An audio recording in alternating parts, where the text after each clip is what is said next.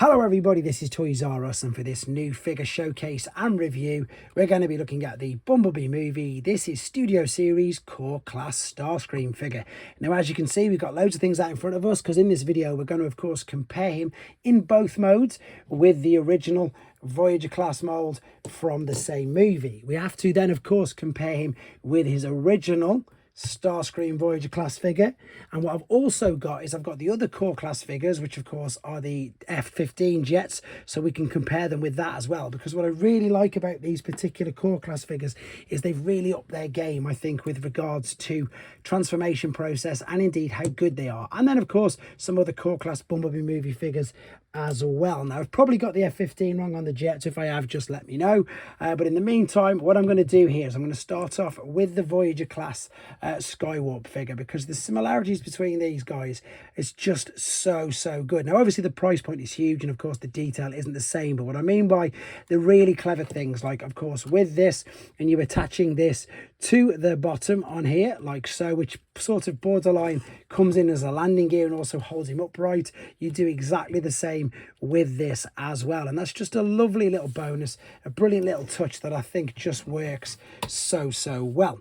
Right, I want to show you the box quickly though. So because he's packaged in robot mode, funnily enough, you've got the robot mode at the top as well, whereas normally you would see the jet. We can see Studio Series, because these are core class, they don't have a number. There of course is the bust of him from the movie, and there of course is the full robot of him. We can see that it's 14 steps to transform, and you've probably already noticed I've separately uploaded the tutorial, because again, it's really clever. But what I will do is go backwards to robot mode in this particular video. The instructions are really good, to be fair. They tell you every single thing that you need to know, which is of course exactly that, exactly what you do want to know. So yeah, this is the little Tetrajet based on the movie, and it's just really clever. It's a scaled down version.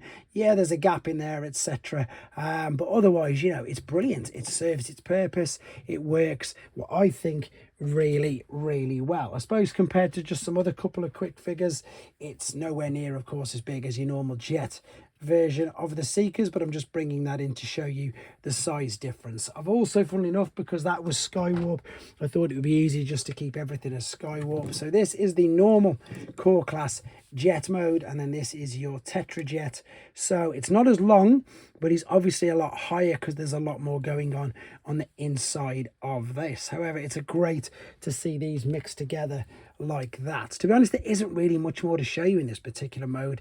I will be displaying him in robot mode, and yeah, it's all about the robot mode for me, funnily enough, just because he's sitting here right by it. There's a G1 Swindle, so that's probably about the right size, actually. Probably a good size comparison would be the old Gestalt limbs, to be honest, but of course nowhere near as basic. In fact, one more, just because I can see him sitting there, there's a G2 Beachcomber as well. So I hopefully covered pretty much most of the bases there. So I don't normally do these on the video because they take a bit of time up, but obviously with it being core class, I'm going to do it. And because again, I'm so impressed with, I suppose, the complexity without it being too difficult. That makes no sense, I know, but I suppose the engineering's the word I'm after. So we're going to fold the whole legs forward, tuck the nose cone down, rotate this huge ball and socket here to bring it round, and now reposition, separate which are going to be the legs, fold this all the way around, find your knee joint, and then turn the foot around as well. So same principle, find your knee joint, fold this all the way around. There's the knee because it bends there. Correct the feet, push the head back, and then line this up correctly. Oh, if that happens, I'm going to keep rolling, guys, because sometimes, and especially in my videos, not everything goes to plan. So if that happens, look how simple it is. Pop that in there, and there's nothing to worry about. The reason why I keep that in is just in case people are concerned, or you know, they could be really bothered that they think they've broken their figure, but it's a ball and socket joint. You can just simply pop it straight back on. And I've just done the same with the arms as well. Maybe I'm just being a bit too heavy-handed with all of these. Anyway, let's have a look at him, because the detail on this little head sculpt is fantastic. That is, I don't even know what sort of size to relate it to. Now, I don't know if I can move it. It doesn't look like I can. I don't want to rip his head off. If you can, let me know in the comments, guys. Maybe mine's just really stiff. It does look like it's going to move. I think mine's just super stiff. It does look like it's going to move, but I don't. Is that going to help me move it? No, that's probably just going to snap the gun. But I don't want to for obvious reasons. So the head sculpt looks amazing. These all details here look great. Even the grill's in there. You've already seen the ball and sockets on the shoulders. You can also move the wings all the way back. So you can take these all the way around. You can swivel at the bicep. That'll go around. And again, it's just a different way of being able to display him. I wouldn't say there's a waist swivel, obviously, because you've seen this fold under, but you've got ball and socket hips, which means they can kick out to the side, to the front, to the back, knee swivel, knee bend. And you can't really call that an ankle tilt or rock. I'm just being overly generous. Let's bring this around here. Now, the other cool thing that I like about this is people who don't really like gaps. Yes, there's a gap there on the back. However, if you wanted to, you can take this and you can pop that there, and it doesn't look too bad, and it does pretty much cover up some of the gap. Or you can, of course, go with popping it in the hand, where it will sit quite neatly. And unfortunately, I'll say unfortunately, but there's nowhere else for it to go. So I didn't mean unfortunately in a negative way, I just meant there isn't anything else for it to go. Whereas with some of the other figures, you know, you tend to get lots of 5mm ports, etc., to be able to move them all around. Right, now what I want to do before I bring in the main one is there's the other core class version of him. So you can see that, yeah, they're about the same. They're just, it's weird because obviously he was thicker in jet mode. I don't know. Again, these core class figures, I think they've done something really, really clever with, to be honest. So I'm just going to leave them there for a few seconds. In fact, let's bring in a few other core class. So this is obviously all from the same movie now, just to see how these look together. Are you going to balance for me? Yep, you are. And then this one. So this makes it pretty interesting when you put these two. So again, I like the fact that with core class, you can still get main characters. It just tends to really sort of work for me. Obviously, the only time it doesn't work is when you go and do something like that because it just looks a bit daft. But again, it's nice that you can get the core class figures if your budget or if your, I suppose, demographic isn't aimed at, as I say, these really sort of difficult transformations, which, to be fair, the bigger versions of that are quite, I mean, this transformation process is a lot going on. It is very, very heavily involved, to be honest. But these are great figures, and these are pretty much my only movie figures that I've ended up keeping over the years.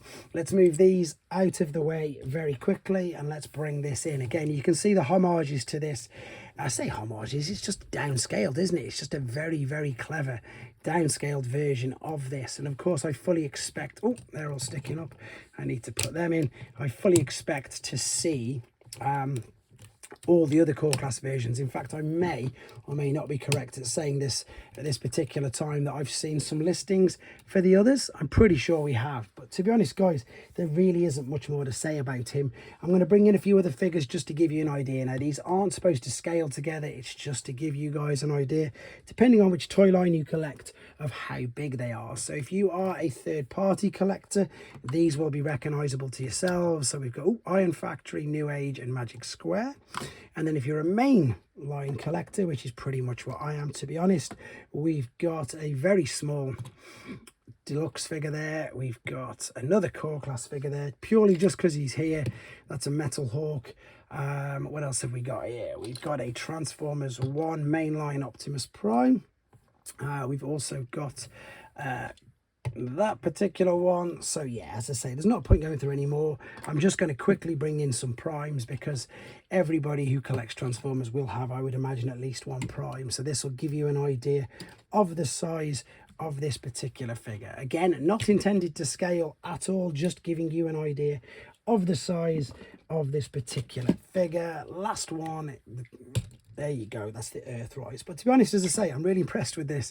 It does look very good. I am going to continue collecting all of these Bumblebee movie figures because I really like them, and I love the fact that I can see some of the movie verse into it, but I can also see a lot of the G1. And of course, that is what I love, and that is what I collect. Let me know what you think of this guy in the comments though, guys. Take care.